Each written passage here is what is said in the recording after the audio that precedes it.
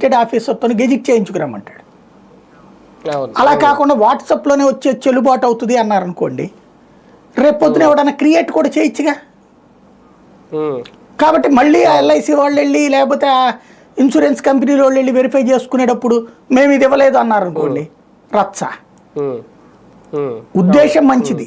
ఎట్లాంటివి ఉండాలంటే బర్త్ సర్టిఫికెట్ల లాంటి వాటిట్లలో, డెత్ సర్టిఫికెట్ల లాంటి వాటిట్లలో ఒక లింకేజ్ సిస్టమ్ ఉండాలి. ఇప్పుడు ఫర్ ఎగ్జాంపుల్ బర్త్ సర్టిఫికెట్ మీరు చాలామంది ఇప్పుడు నా వయసు వాళ్ళకి చూస్తే కనుక ఏ మున్సిపాలిటీలో ఏ పంచాయతీలో బర్త్ సర్టిఫికెట్లు ఇయ్యరు వాళ్ళు. ఎందుకని?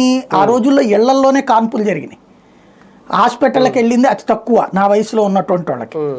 అప్పుడు ఇట్లా రిజిస్టర్ చేసుకోవాలని కూడా ఎవరికి తెలియదు.